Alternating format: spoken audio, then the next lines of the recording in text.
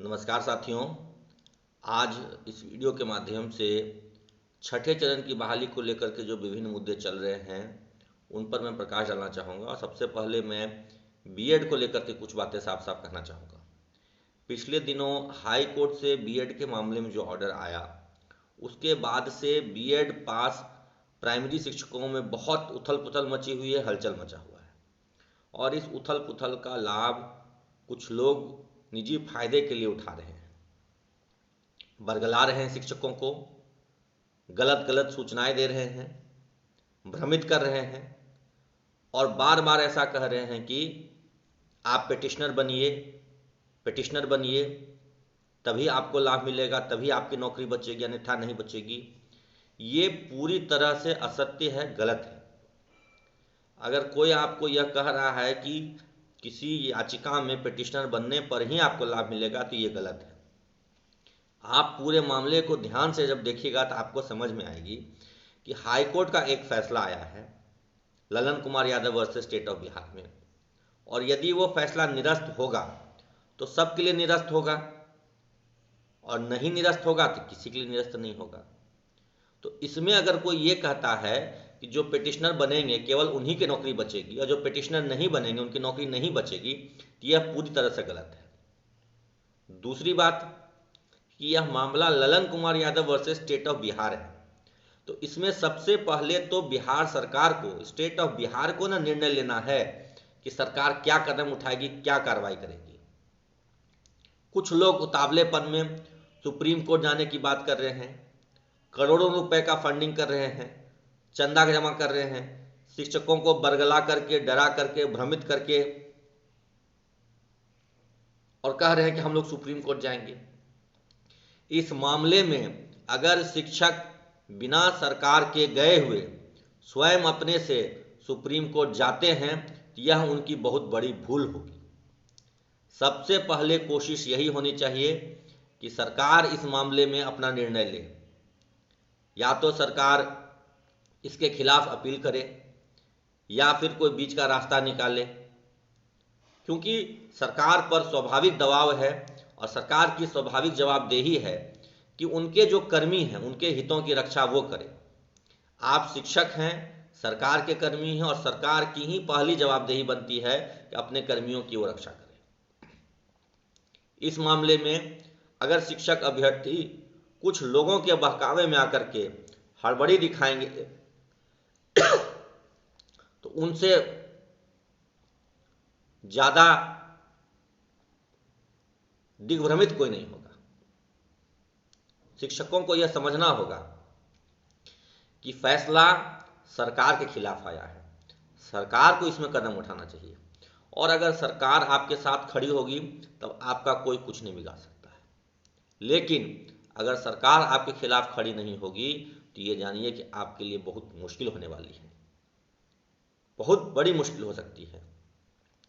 सरकार की बात से आप बाहर जाएंगे, सरकार के पास जाने के बदले आप कोर्ट जाएंगे तो फिर सरकार आपका साथ छोड़ देगी और सरकार यदि आपका साथ छोड़ देगी तो फिर बहुत दिक्कत हो जाएगी, बहुत बड़ी दिक्कत हो जाएगी। साथियों, इसको समझिए। कोई भी अगर आपको इस तरह से बरगला रहे हैं कि नहीं हम लोग सुप्रीम कोर्ट जाएंगे और वहीं जीत जाएंगे, तो जानिए कि बीएड के मामलों में पिछले 6-7 महीनों में कई सारे केस सुप्रीम कोर्ट गए और सब केसों का क्या हश्र हुआ आप लोग जान रहे हैं। जहां सरकार आपके पक्ष में नहीं खड़ी होती है वहां आपकी हार निश्चित है।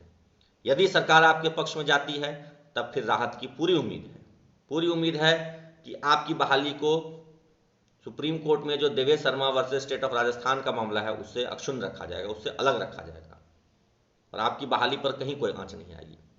लेकिन यदि आप लोग इस तरीके से करेंगे कि सरकार के फैसले का इंतजार किए बिना, सरकार क्या कदम उठाती है उसका इंतजार किए बिना आप लोग सुप्रीम कोर्ट जाएंगे, तो हो सकता है और पूरी संभावना है कि सरकार नाराज हो जाए आपसे। सरकार यह कह दे कि ठीक है, जब आप सुप्रीम कोर्ट जाने के लिए तैयार हैं, लड़ने के लिए तैयार हैं, तो जाइए लड़िए, वहां से जो फैसला आएगा हम उसको मानेंगे। लेकिन हमारी रणनीति वो नहीं होनी चाहिए। हमारी रणनीति ये होनी चाहिए कि हम सरकार के ही हाथों में सब कुछ सौंप दें। सरकार ने नौकरी दी है, अब सरकार ही बचाए। और आप किसी भी कानूनविद से पूछ लीजिए, किसी भी विशेषज्ञ से पूछ लीजिए, वो आपको यही सलाह देंगे कि इस मामले में सरकार को पहल करनी चाहिए। सरकार के खिलाफ फैसला आया है तो सरकार इस पर निर्णय लेगी कि क्या करना है। लेकिन कुछ साथी इस बात को समझ नहीं रहे हैं। शिक्षकों को बरगला करके करोड़ों रुपए का फंड इकट्ठा कर रहे हैं, चंदा जमा कर रहे हैं, डरा रहे हैं शिक्षकों को। मैं आगाह करना चाहता हूं ऐसे तत्वों को कि शिक्षकों को डराना बरगलाना बंद कीजिए। शिक्षकों को आप डराएंगे ना हंसी, उनको धमकाएंगे, उनको भ्रमित करेंगे कि आप पिटिशनर नहीं बनेंगे तो आपकी नौकरी चली जाएगी, ये काम को बंद कर दीजिए। पहले सब कोई मिल करके दबाव बनाइए, अपने अपने क्षेत्र में विधायक मंत्री से जाकर के मुलाकात कीजिए और यह मांग सौंपिए कि शिक्षकों की नौकरी को सरकार बचाए। सभी लोग अपने अपने क्षेत्रीय विधायक और मंत्रियों से मुलाकात कीजिए। अभी शादियों का सीजन है, सभी क्षेत्रीय विधायक मंत्री अपने अपने क्षेत्र में होंगे, उनके माध्यम से सरकार तक अपनी बात पहुंचाइए कि सरकार आपके पक्ष में जो भी उचित फैसला हो वो ले। लेकिन अगर आप सरकार से अनुरोध करने के बजाय, सरकार से विनती करने के बजाय सरकार की बातों के विरुद्ध सुप्रीम कोर्ट चले जाते हैं तो फिर मामला बहुत कठिन होगा। और मामला बहुत कठिन होगा तो ये 4-5 लोगों के लिए या 200-400 लोगों के लिए कठिन नहीं होगा, ये पूरे 22,000 बीएड शिक्षकों के लिए कठिन होगा। और जब 22,000 बीएड शिक्षकों के लिए कठिन होगा तब समझ जाइए कि बहुत बड़ी दिक्कत होगी, बहुत बड़ी दिक्कत हो सकती है साथियों। इसलिए मैं बार बार आगाह कर रहा हूं कि कोई भी शिक्षक साथी बिना सरकार के सुप्रीम कोर्ट गए खुद से आगे बढ़कर के सुप्रीम कोर्ट नहीं जाए। खुद से आगे बढ़कर के आप सुप्रीम कोर्ट गए, बहुत बड़ी दिक्कत हो सकती है। सरकार पर विश्वास कीजिए, सरकार से अनुरोध कीजिए, सरकार से निवेदन कीजिए कि वो आपकी रक्षा करे। आप सरकारी कर्मी हैं, सरकार के अंग हैं, सरकार के हिस्से हैं, सरकार के आदेश पर आपकी बहाली हुई है, तो सरकार ही आपको बचाएगी और वही रास्ता निकाल सकती है।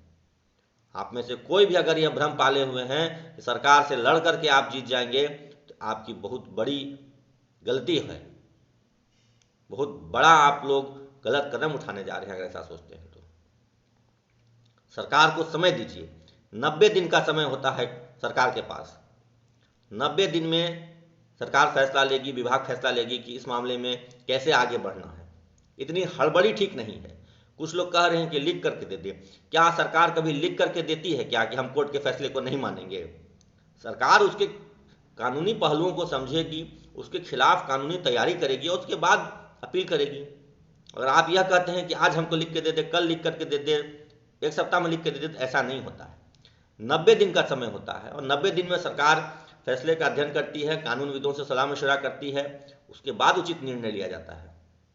ये उतावलापन, ये बेचैनी कहीं ना कहीं कुछ गलत बयान कर रही है, गलत संकेत दे रही है कि आखिर बीएड शिक्षकों को क्यों ठगा जा रहा है, क्यों बरगलाया जा रहा है, उनको क्यों इस तरीके से परेशान किया जा रहा है, मेंटली टॉर्चर किया जा रहा है। दर्जनों शिक्षक का सुबह शाम रात भर में सैकड़ों शिक्षकों का फोन आ जाता है कि सर इस तरह से हमको कहा जा रहा है कि आप पिटिशनर बने तो आपकी नौकरी चली जाएगी, क्या इसमें सच्चाई है? मैं सबको वही बात कहता हूं कि पिटिशनर बनना बिल्कुल जरूरी नहीं है और कम से कम इस मामले में आगे बढ़ करके सुप्रीम कोर्ट तो बिल्कुल मत जाइए। सरकार के फैसले का इंतजार कीजिए, सरकार के साथ खड़े रहिए, सरकार से अनुरोध कीजिए, अपने क्षेत्रीय विधायकों मंत्रियों से अनुरोध कीजिए कि इस मामले में आपकी रक्षा करें, वही आपको बचा सकते हैं। सरकार ही आपको बचाएगी, सरकार ही आपको न्याय दिलाएगी। अगर अपने मनमाने ढंग से कोई कोर्ट कचहरी जाएंगे तो बहुत विपरीत परिस्थितियों का सामना करना पड़ सकता है। इसलिए कोई भी इस मुगालते में ना रहें, कोई भी इस भ्रम में ना रहें कि हम पिटिशनर नहीं बनेंगे तो हमारी नौकरी चली जाएगी। ऐसा कहीं नहीं है। अगर सुप्रीम कोर्ट फैसला खारिज करेगी हाई कोर्ट का तो सबके लिए खारिज करेगी। और इस मामले में बार बार कह रहा हूं कि सरकार को पहल करने दीजिए, सरकार को कदम उठाने दीजिए। यही आप सभी से अनुरोध है कि सभी शिक्षक इस बात को समझें और ज़्यादा से ज़्यादा प्रयास करें कि सरकार पर हम दबाव बनाएं, ना कि हम कोर्ट कचहरी के चक्कर में भागें। धन्यवाद।